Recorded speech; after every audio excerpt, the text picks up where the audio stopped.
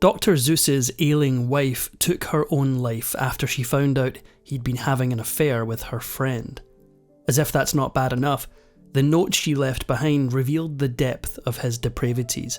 It turns out, the identity of Seuss's mistress was the biggest bombshell of all. We wouldn't have the Dr. Seuss that we know and love if his first wife Helen hadn't seen talent in him and pushed him to become an author. He owed his career to her, and that makes what he did to her so much more cruel. Theodore Seuss Geisel was born and raised in Springfield, Massachusetts. The family owned a brewery, so Teddy got to enjoy a nice, stable upbringing, until prohibition put an end to their business. Luckily, Theodore Sr. had friends in high places, so he landed on his feet. But while the family had some friends, they definitely had enemies as well. At the outbreak of World War I, the Geisel kids faced severe anti-German prejudice from the other children at school. Ted persevered through the torment, eventually graduating and enrolling at Dartmouth, and that's where he started getting into trouble. Ted fit right in at Dartmouth. He quickly started writing for the school's humour magazine, the Dartmouth Jack-O-Lantern. He rose through the ranks and pretty soon he became the editor-in-chief. His career was on the fast track, and then a single mistake almost derailed everything. Between his fraternity and the magazine, it's clear that Ted was very social in college, and being social in college invariably means alcohol, but Ted went to school during Prohibition. One night at Dartmouth, school authorities busted into his room. They found the dorm crowded with Ted and 9 of his friends sitting around drinking gin. The dean wanted to expel Ted, but he offered the young writer a life raft. He could stay at the school, but he had to resign from all extracurricular activities.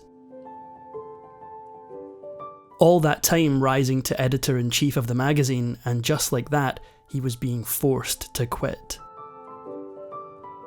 But Ted Geisel wasn't going to go quietly. He was going to keep writing for the magazine, and he knew just how he was going to do it. Ted's name was no longer appearing anywhere in the Dartmouth Jack-O-Lantern, but devoted readers probably would have noticed that some of the writing had his familiar flair. But instead of his name at the bottom, they'd find just a single enigmatic word: Seuss. After Dartmouth, Ted enrolled at Oxford hoping to get a PhD in English. It must have been overwhelming moving across the Atlantic, so meeting a pretty girl from New York must have been just what the doctor ordered. Her name was Helen Palmer, and she immediately saw something in Theodore Geisel. Before meeting Helen, Ted was planning on becoming an English teacher. He wanted to make a difference in young people's lives. But when Helen took one look at his notebooks, she knew he was destined for something more. In the early days of their romance, Helen had a secret motive. She was going to make sure that the world saw his drawings. In 1927, with Helen's convincing, Ted dropped out of Oxford, moved back to the States, and started trying to make it as an author. The moment he got back to the US, he started sending his writings and drawings to magazines, publishers, and advertisers. By July of that year, he already had a nationally published cartoon under his belt. The Saturday Evening Post paid him $25 for his work, and that alone was enough to convince him to move to New York City and do this thing for real. Ted went from strength to strength. By October, he had landed a job as a writer and illustrator for the humour magazine Judge. He wasn't rich and famous yet, but he had steady paychecks coming in. With a little bit of stability, he popped the question, and he and Helen tied the knot in 1927. With a steady job and his new wife on his arm, it seemed like Ted Geisel had it all figured out. There was just one thing missing. He still signed his work with the mononym Seuss, and it just had something missing. So, because his dad had always wanted him to go into medicine, Ted decided to start calling himself Dr. Seuss in the pages of Judge. Judge was a steady paycheck, but it wasn't what got Dr. Seuss noticed. That, weirdly enough, was bug spray. One of Seuss's early Judge cartoons mentioned the popular bug spray brand Flit. One woman who enjoyed the cartoon also happened to be married to the executive in charge of advertising for Flit. That was very good news for one Dr. Seuss. His first Flit advert appeared in early 1928, and that gravy train continued until 1941. People loved the ads, and the catchphrase, "Quick Henry the Flit," quickly became the "I'm lovin' it" of its day. So, in a bizarre twist of fate, a bug spray ad turned Dr. Seuss into one of the most sought-after artists in America. Helen clearly had a good eye for talent. Telling Seuss to quit Oxford and bet on himself paid off huge, and the money was now rolling in.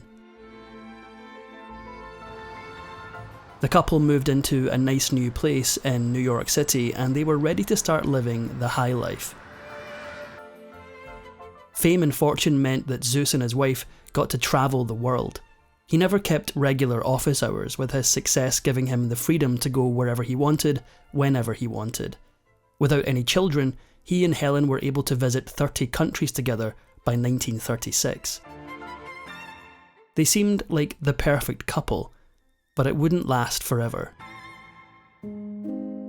It's not just that their financial troubles were over. Becoming the world-famous Dr. Seuss opened doors that are closed to most people.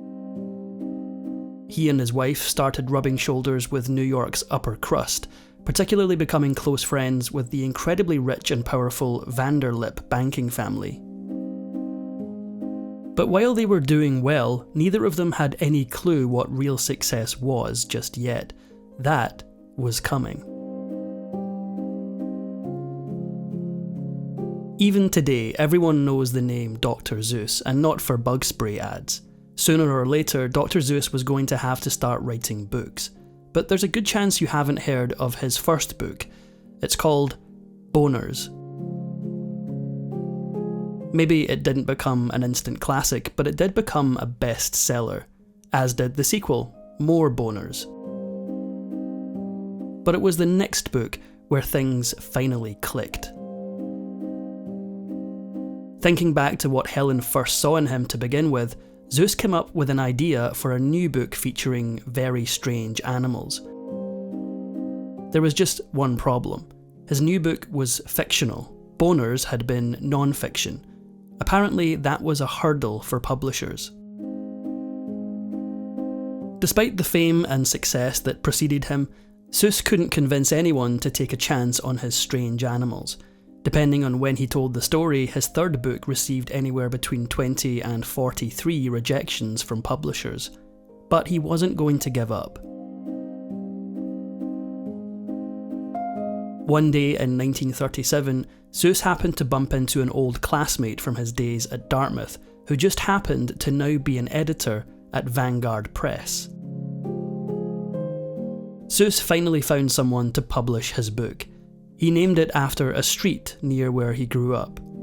To Think I Saw It on Mulberry Street became an instant classic. He quickly published 4 more books, and it looked like he was finally going to be a successful author, just as Helen had envisioned. But there was one thing they didn't count on.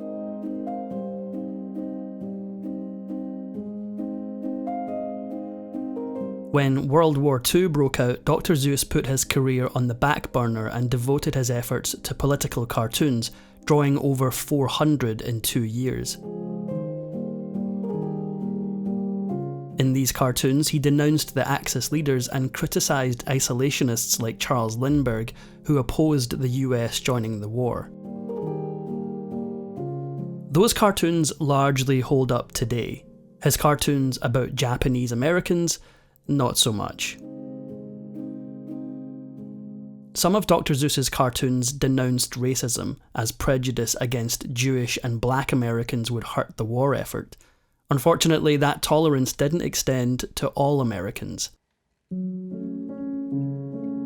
One of his cartoons featured caricatured Japanese Americans being handed explosives and told to wait for a signal from home. The message was clear: your Japanese American neighbours can't be trusted. Before the US entered World War II, Dr. Seuss was just a concerned citizen.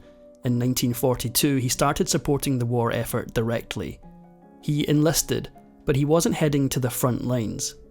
Seuss became the commander of the Army's first motion picture unit's animation department. And once again, he set his sights on the Japanese.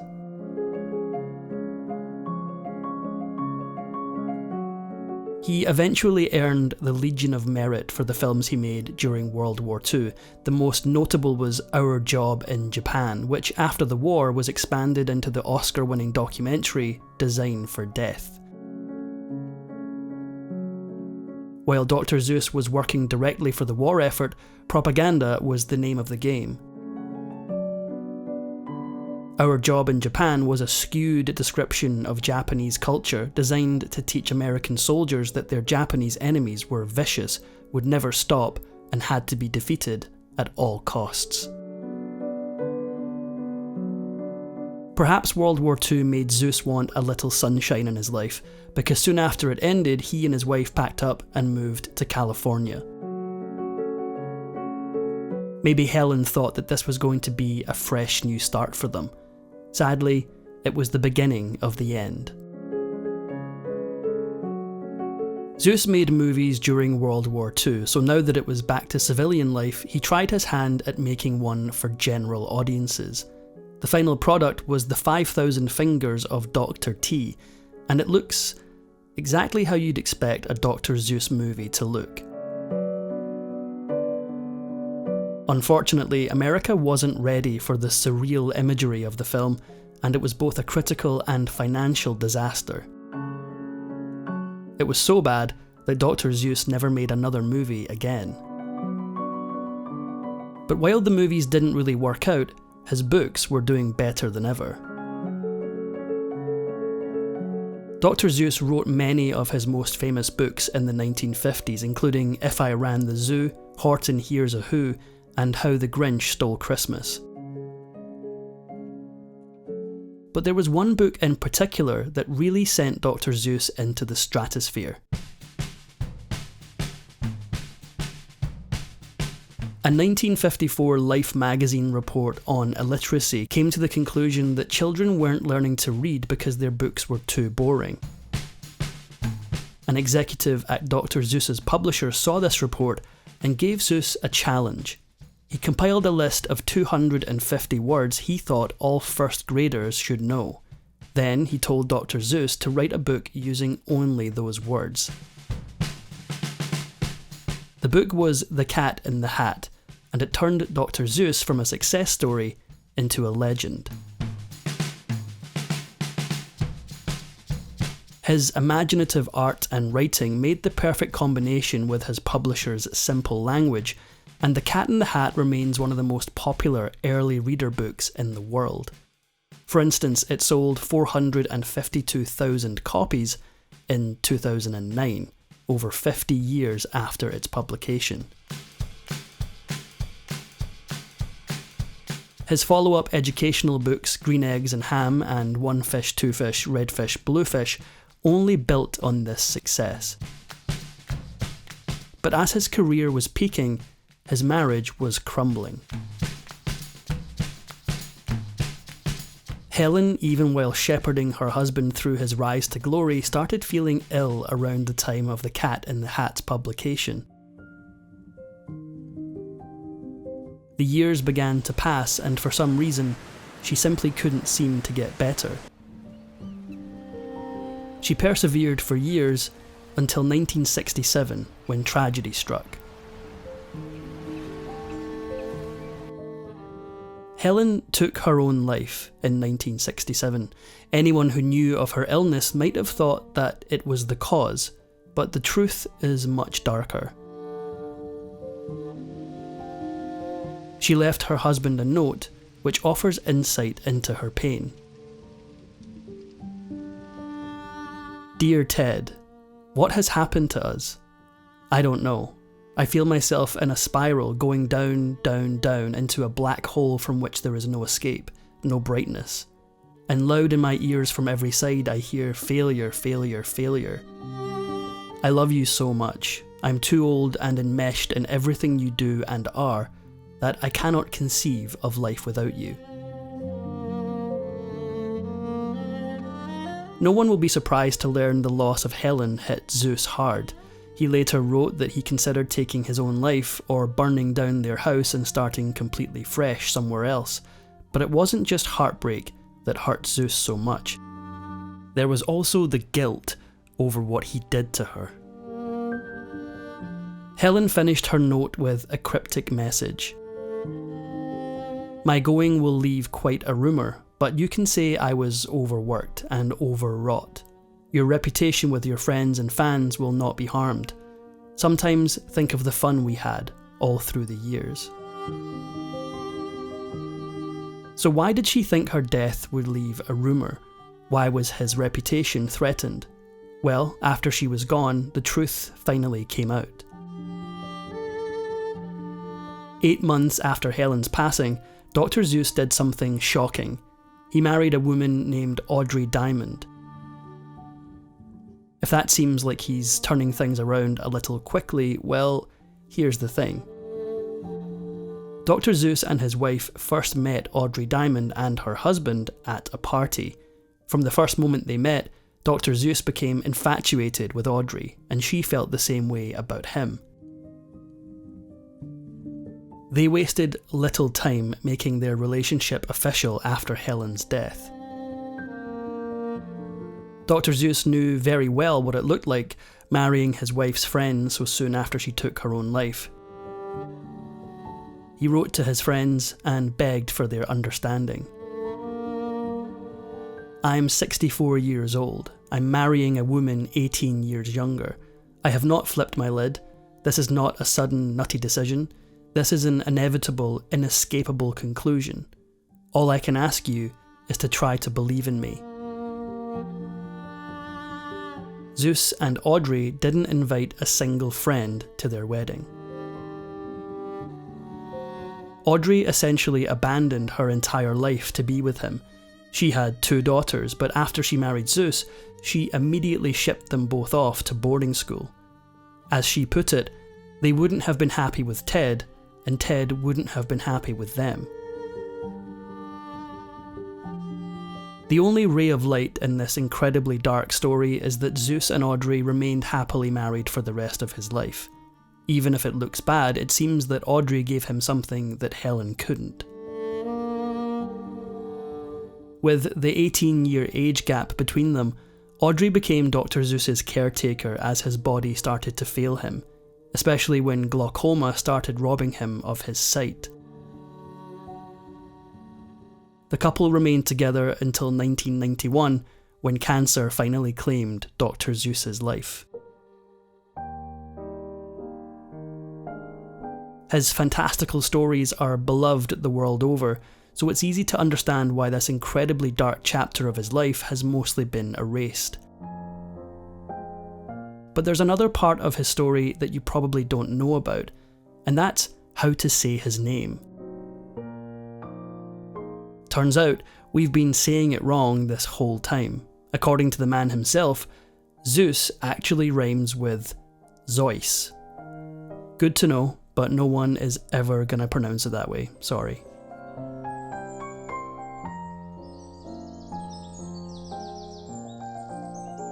If you enjoyed this video, please give it a like and subscribe for more videos.